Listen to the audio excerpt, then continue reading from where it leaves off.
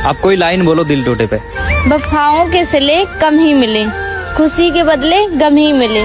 एक बात मुझे समझ न आई, क्या सबको दिल दुखाने के लिए हम ही मिले? मोहब्बत को क्यों गाली देते हैं आप लोग? क्या मोहब्बत गाली देने के लिए बनी है? अरे नहीं भाई, मोहब्बत गालियों के लिए नहीं बनी। आपने इंसान ही गलत चूज कर लिया। आपने एक ऐसा इंसान चूज कर लिया जिसको मोहब्बत के बारे में कुछ पता ही नहीं, जिसको मोहब्बत का अलिफ बे का नहीं पता। आप एक ऐसे इंसान से मोहब्बत कर रहे हैं जिसको मोहब्बत का नहीं पता। जाहिर सी बात है वो आपका दिल तोड़ेगा, आपको छोड़ के जाएगा। आप तो ये बोलोगे ना कि मोहब्बत ऐसी होती है, मोहब्बत वैसी होती है। याद रखिएगा, अगर मोहब्बत गंदी होती, अगर मोहब्बत जायज न होती तो कभी भी जुलेखा हजरत यूसुफ अलैहिस्सलाम से मोहब्बत न करती। अगर मोहब्बत गंदी होती तो कभी भी हीर रांझा का किस्सा मशहूर न होता। अगर मोहब्बत गंदी होती तो कभी भी शाहजहां मुमताज का किस्सा फेमस न होता। अगर मोहब्बत गंदी होती तो कभी 14 फरवरी वैलेंटाइंस डे फेमस न होता।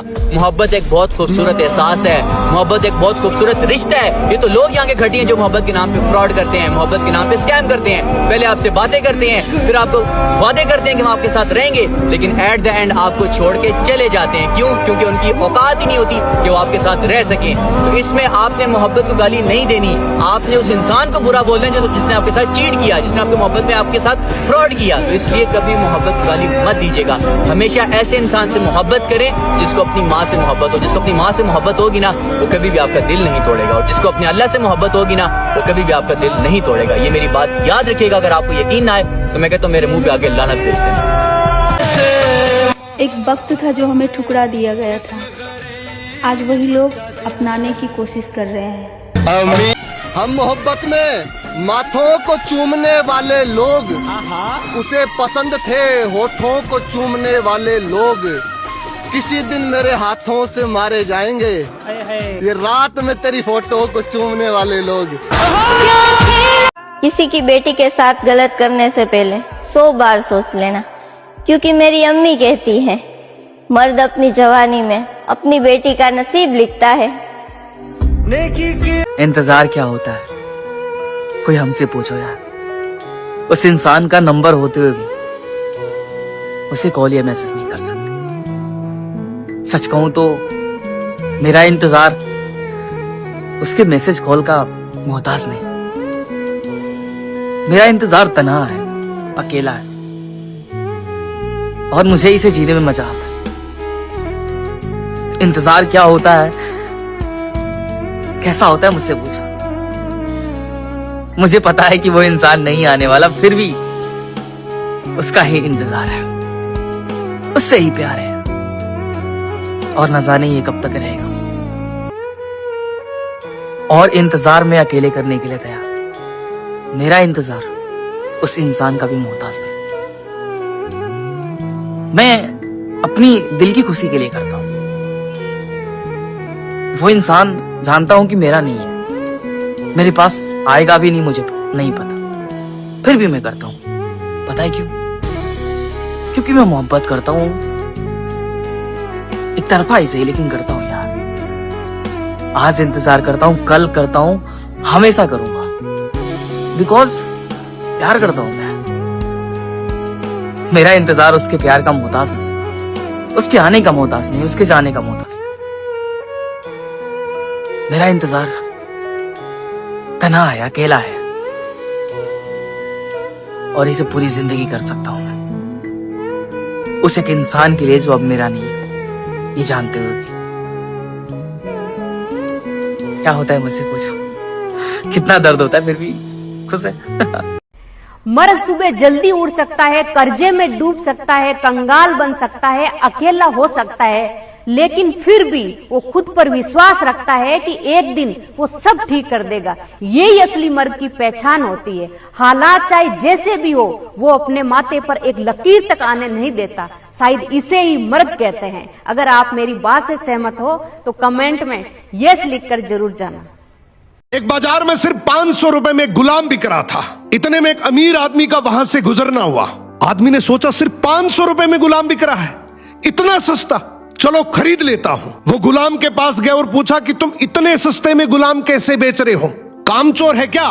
गुलाम का मालिक बोला बिल्कुल कामचोर नहीं है, बहुत मेहनती है, सारी खूबियां हैं, बस इसमें एक ऐब है, ये कभी कभी चुगली कर देता है।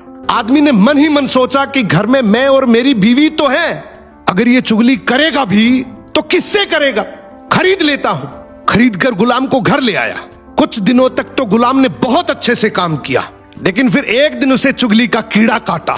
वो सबसे पहले उस आदमी की बीवी के पास गया और बोला, मेम साहब आपको पता है साहब का बाहर किसी औरत के साथ चक्कर चल रहा है। ये सुनते ही औरत सकते में आ गई और जोर जोर से रोने लगी। गुलाम बोला, अरे मेम साहब आप रो मत, हिम्मत रखो, मेरे पास इस चीज का पक्का इलाज है। मैं एक बाबा को जानता हूं जो आपकी इस मुसीबत को जड़ से खत्म कर देगा। आप बस एक छोटा सा काम करना, रात को जब साहब सो जाए तो उनकी दाढ़ी से कुछ बाल काट कर मुझे दे देना। औरत तैयार हो गई। फिर वो गुलाम वहां से उठा और आदमी के पास गया। उसने बोला, साहब क्या आप जानते हैं मेम साहब का बाहर किसी आदमी के साथ चक्कर चल रहा है। ये सुनते ही आदमी आग बबूला हो गया। गुस्से में आकर उसका गिरेबान पकड़ लिया और बोला, तू मेरी बीवी पर इल्जाम लगा रहा है। गुलाम बोला, आपको मेरी बात पर यकीन ना हो तो रात को आप सिर्फ सोने का नाटक करना, आज रात वो आपको मारने वाली है। आदमी तैयार तो हो गया, लेकिन वो बोला, अगर तेरी बात झूठ निकली तो मैं तुझे जान से मार दूंगा।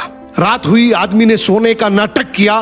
उधर उसकी बीवी जैसा गुलाम ने कहा वैसा करने लगी। रात के 3 बजे हाथ में कैंची लेकर जैसे ही उस आदमी के पास पहुंची, आदमी तुरंत जाग गया। अब इस आदमी के दिमाग में गुलाम की बात तो चल ही रही थी। गुस्से में उसने अपनी बीवी को पकड़ा, हाथ में से कैंची खींची और आओ देखा ना ताओ, उस कैंची को उस औरत के गले में खोप दिया। औरत वहीं मर गई। जब औरत के परिवार वालों को यह बात पता चली तो उन्होंने इस आदमी को मार दिया। और जब आदमी के परिवार वालों को यह बात पता चली तो दोनों परिवार आपस में ऐसे भिड़े कि दोनों परिवार पूरी तरीके से खत्म हो गए। इसलिए कहते हैं शरीर में घुले जाने वाले जहर का तो फिर भी इलाज है, लेकिन कान में घुलने वाले जहर का इस दुनिया में कोई इलाज नहीं है। ये एक ऐसा जहर है जो नस्लें बर्बाद कर देता है। अपनी बातें अपने तक रखो यार। मैं भी पहले ऐसी थी, कोई मेरे से 2 मिनट हंस के बात कर ले तो उसके आगे अपनी जिंदगी की पूरी किताब खोल के रख दूं थी, और वो किसी और से जाके मुझे गलत बतावे, फिर मुझे वही आके बतावे कि वो तो तुझे ऐसा कह रहा था। तो मुझे बहुत तगड़े वाला दुख लगे था कि यार मैंने तो उस पर विश्वास करके सारी बात बताई थी और उसने मेरी ही बात फैलाई थी। मैंने आपको एक बहुत अच्छे एस्ट्रोलॉजर सजेस्ट किए थे सच में, और वे रियली में वर्क कर रहे हैं। मैं आज भी यही कहूंगी आपसे, आप सभी जाओ एक बार उनसे कांटेक्ट करो। रियली आपका जो भी वर्क है, जितना भी वर्क है, सारा बहुत इजीली हो जाएगा। आप टेंशन मत लो। आपकी लाइफ में बहुत सारी प्रॉब्लम होंगी भाई, ऐसा ही किसी की लाइफ नहीं है जो किसी की लाइफ में प्रॉब्लम ना हो। किसी की जॉब नहीं लग पाती, किसी की लव मैरिज नहीं हो पाती, इंटरकास्ट मैरिज नहीं हो पाती, या फैमिली में कुछ अनबने चलती रहती हैं। आपकी सब चीजों का सॉल्यूशन मिलेगा भाई। देखिए थोड़ा टाइम लगता है लेकिन सब ठीक हो जाता है। आप सभी जाओ एक बार इनसे कांटेक्ट करो, बहुत ज्यादा ट्रस्टेड है भाई। मैंने खुद पे पहले यूज किया है, फिर मैंने आपको बताया। एक बार सभी जाइए। मैं उनके साथ रील कोलैब भी करूंगी और नंबर में स्टोरी पर लगाती रहती हूँ और डिस्क्रिप्शन में भी दे दूंगी। आप सभी जाइए जल्दी।